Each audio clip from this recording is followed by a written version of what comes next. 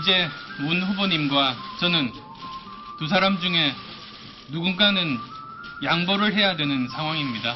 제가 후보직을 내려놓겠습니다.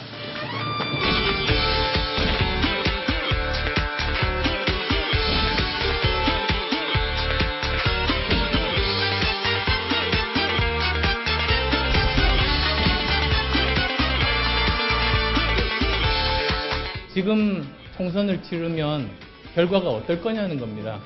저는 망할 거라고 봅니다.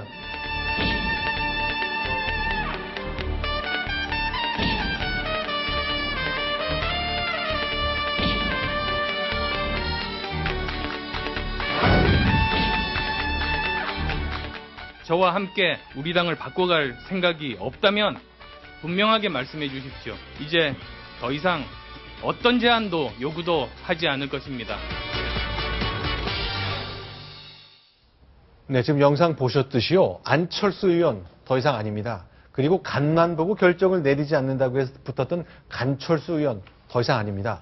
그야말로 센 강자의 강철수라고 불리고 있는 안철수 의원에 대한 얘기 해보겠습니다. 오늘 최후 통첩을 내놨다는데 강경숙 기자, 오늘 있었던 회견 내용을 좀 한마디로 압축을 좀 해주세요. 어떤 내용입니까? 한마디로 얘기하면 문재인 대표가 내 말을 듣지 않으면 난 이제 당을 떠나겠다. 네. 이런 어떤 최후 통첩의 메시지를 네.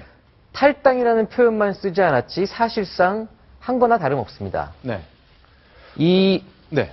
사실 그래서 이제 오늘부터 다음 한 주간이 야당에서는 이제 운명의 일주일이 될 거라는 전망이 벌써 나오고 있는 그 이유인데요. 네. 오늘 그 안철수 의원이 회견문을 2번이나 수정을 했다고 합니다. 아, 예. 이 수정을 한 이유가 네. 너무 격한 감정이 드러나서 네. 부자진이 한 번 순화를 시켰고 네. 그런데 또 안 의원이 아침에 또 한 번 수정을 했는데 네. 부자진으로 봤더니 너무 또 격한 감정이 나와서 한 번 더 순화를 했다라는 겁니다. 네. 그럼에도 불구하고 오늘 저 기자회견장에서 나왔던 단어들은 굉장히 센 어조 그리고 굉장히 강경한 네. 그런 강철수라는 그 본인의 별명에 걸맞는 그런 메시지가 전달이 됐습니다. 자, 그럼 2번이나 톤을 낮춘 것도 우리 기자들이 보기에는 굉장히 강한, 전에 있었던 안철수 대표와는 전혀 다른 모습의 연설이었거든요. 김태현 변호사. 예.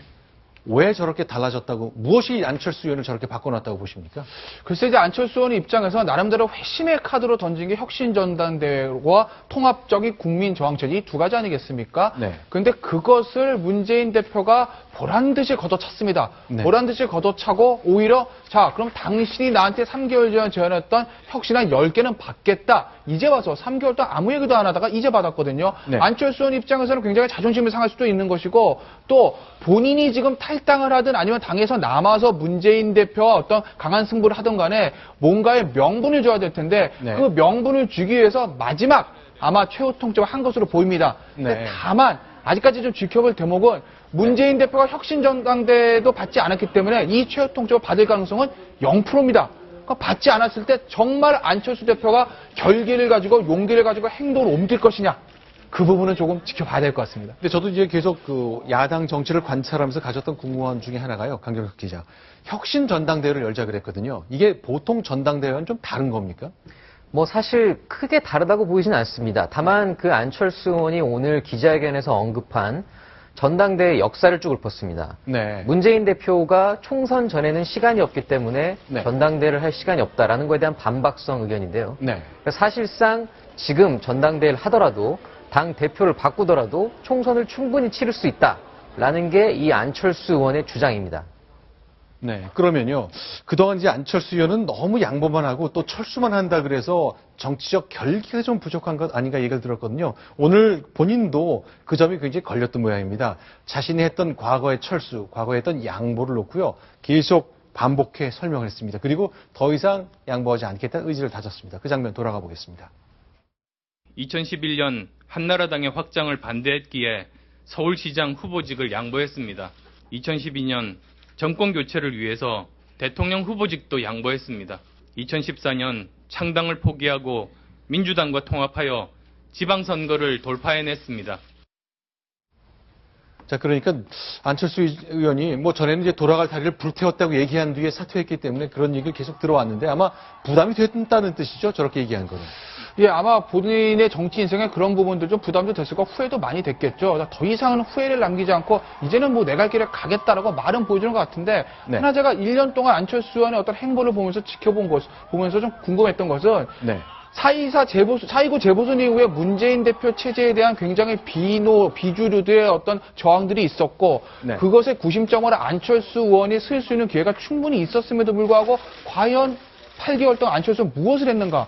과연 비주류들을 한데 모아서 문재인 대표와 맞설 준비는 해왔는가? 그것이 저는 궁금한 것이고 그런 준비가 지금 안 돼 있기 때문에 지금 문재인 대표가 안철수 의원의 어떤 저런 제안들을 보기 좋게 걷어참에도 불구하고 아직까지 행동에 옮기고 있지 못하는 것 아닌가. 그래서 제가 아까도 말씀드렸듯이 말은 저렇게 강하게 하지만 과연 행동을 옮길 수 있을 것인가는 조금은 지켜봐야 된다. 그렇게 말씀드린 겁니다. 그러면 이제 그러니까 내년 초에 혁신 전당대회 하자. 총선 때문에 시간 없다는 건 말이 안 된다. 과거에 우리도 총선을 앞두고 수차례 전당대회를 통해 지도부를 바꿔왔다라고 얘기했는데 문재인 대표가 또 안 받으면 어떡하죠? 선택의 여지는 탈당밖에 없는 건가요? 뭐 사실상 안철수 의원에게 남은 길은 이제 탈당밖에 없다라고 정치권에서는 많이들 얘기를 합니다. 네. 하지만 뭐 아직 어디까지나 문재인 대표가 조금 다른 입장을 내놓을 수 있는 상황이 남아 있고, 네. 뭐 물론 이제 안철수 의원도 다른 방식의 어떤 절충안을 제안할 가능성도 있습니다. 네. 하지만 뭐 아직까지는 당장 다음 주 일주일 그리고 빠르면 내일 최고위에서 아마 주승용 최고위원이나 네. 다른 최고위원들 즉 비노 측 최고위원들이 사퇴를 한다는 얘기까지 벌써 공공연하게 나오고 있는 상황입니다. 알겠습니다. 그러면요, 이제 궁금했던 것이 오늘 이제 안철수 의원의 회견에서 나왔는데, 자, 그러면 비리 혐의가 확정된 사람 당원권 정지한다. 그러니까 한명숙 전 총리 같은 분 이제 대법원 확정 판결 받았으니까 당을 떠나도록 하겠다는 거를 문재인 의원이 받은 것처럼 보입니다만 오늘 이제 안철수 의원이 질문을 했어요. 아니, 내가 3개월 전에 내놓은 제안인데 3개월 동안 왜 가만히 있다 이제서야 받아들였냐? 김태현 변호사. 예. 추측이 가능합니까? 뭐 안철수 의원 입장에서는 그게 굉장히 불만일 수도 있겠죠. 하지만 이건 어떻게 보면 문재인 대표의 전략적인 승리라고 볼 수 있는 것이고요. 네. 당내 권력 투쟁에서 선악은 없습니다. 승자와 패자가 있을 뿐입니다. 그게 당내 권력 투쟁의 현실인 것이죠.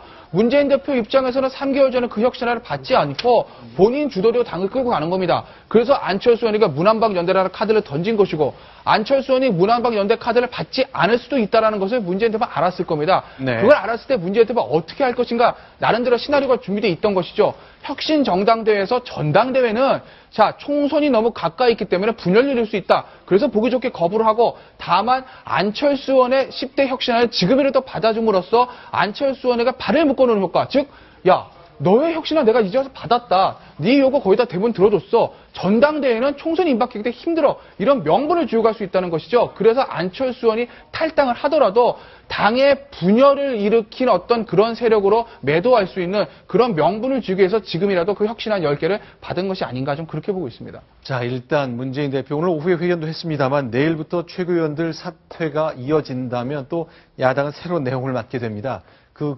절정에 다다르는 시점이 멀지 않은 것 같습니다.